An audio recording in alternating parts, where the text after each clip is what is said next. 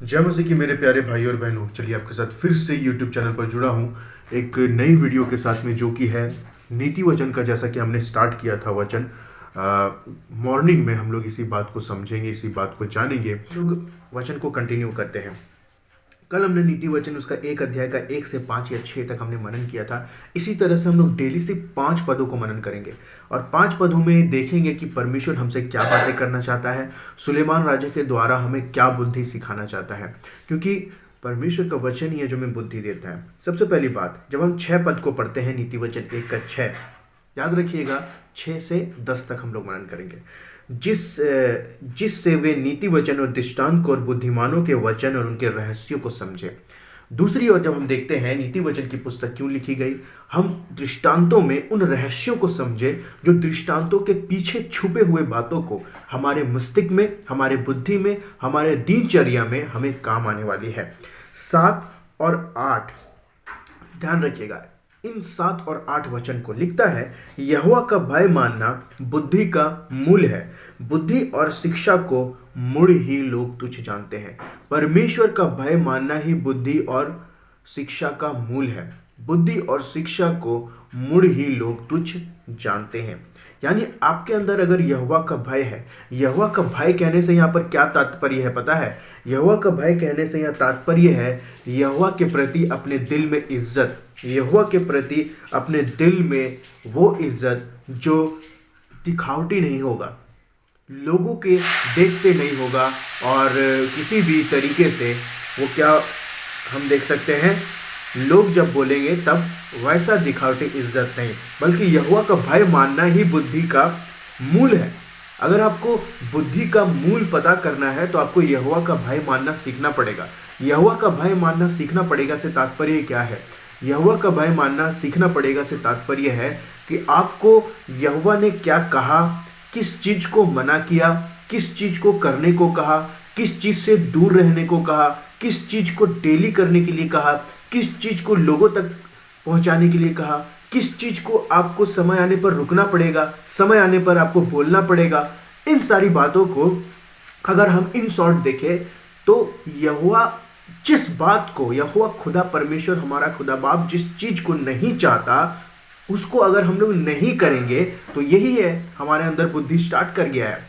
बुद्धि सबके पास होती है, लेकिन जो यहोवा के द्वारा बुद्धि दी गई वो काफी अलग बुद्धि है, जो आपको जीवन जीने में कब क्या बोलना चाहिए, कब क्या करना चाहिए, कामों को किस प्रकार से आप कर सकते हैं, किस प्रकार से आप अपने चीजों को अरेंज कर सकते हैं, किस प्रकार से लोगों को वचन बता सकते हैं, ये सब में काम आने वाला है। दूसरी यहाँ पर 8वां वचन में कहता है, हे मेरे पुत्र, अपने पिता की शिक्षा पर कान लगाना और अपनी माता की शिक्षा को ना तजना।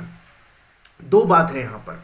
पहली बात यह है कि अगर आपका पिता, आपकी माता आपको सही शिक्षा दे रहे हैं तो उस शिक्षा को मानना है, उस शिक्षा से बैर नहीं करना है, उस शिक्षा को ये बोल करके तिरस्कार नहीं करना है, जैसे कि आज के बहुत सारे लड़के लड़कियां, बेटे बेटियां करते हैं, क्योंकि वो बहुत बड़े हो चुके हैं और वो ऐसा सोचते हैं कि हम कैसे भी चल सकते हैं, कैसे भी कर सकते हैं, कुछ भी कर सकते हैं, कोई दिक्कत वाली बात नहीं है।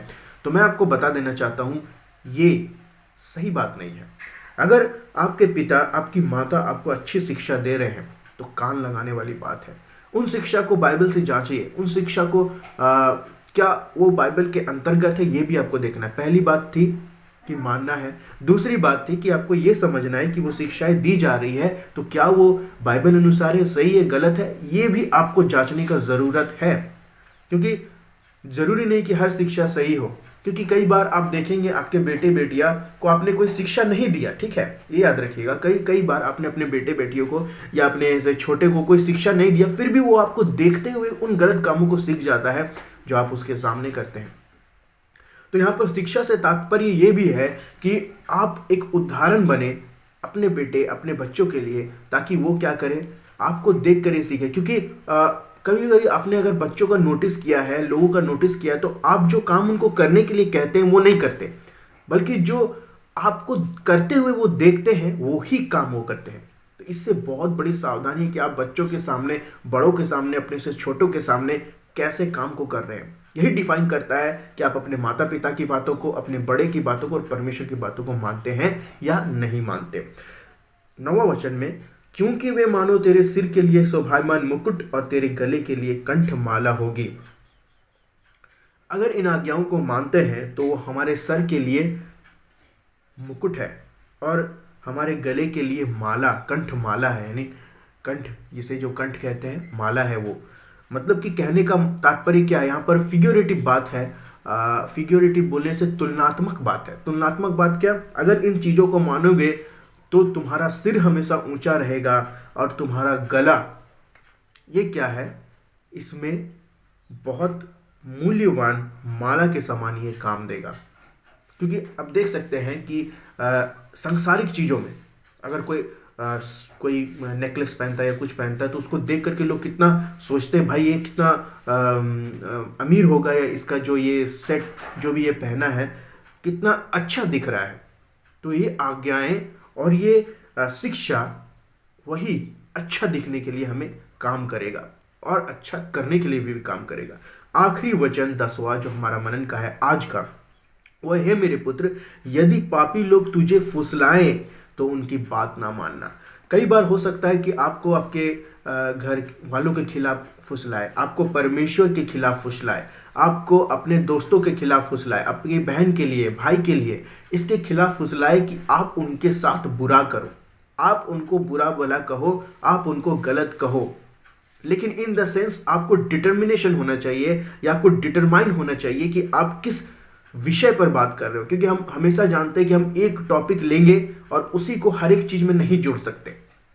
हमको देखना है कि वो क्या बात है जिसके ऊपर में हम किसी को बोल रहे हैं, क्या नहीं बोल रहे, सही गलत के तौर पर भी देखना है। लेकिन यहां पर जो है, अगर कोई फुसलाता है आपको या मुझे कि भाई चलो कोई बुरा काम करते हैं, है ना, यदि पापी लोग तुझे फुसलाए, पापी लोग, जो पापी है, जो पापी नहीं भी है, उनके बात को जांचना है। वो आपको फुसला रहे हैं तो भाई उनके पीछे का मकसद क्या है, उनके पीछे का रीजन क्या है, उनके पीछे का कारण क्या है, वो बुराई मुझसे क्यों करवाना चाहते हैं। क्या वो बुराई में मुझे फंसा देंगे, क्या वो बुराई करने के बाद मेरा साथ छोड़ देंगे, या मुझे दलदल में ले जाएंगे, परमेश्वर से दूर ले जाएंगे।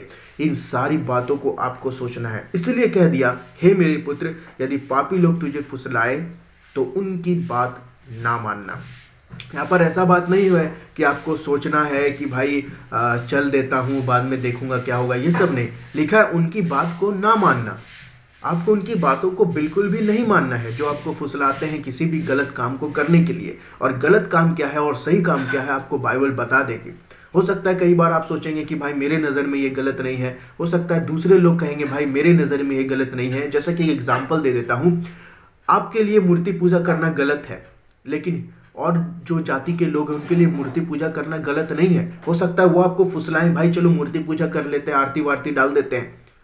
तो इस तरीके से आपको समझना है कि आपके लिए पाप क्या है, भले ही दूसरे लोगों के लिए वो पाप हो या ना हो।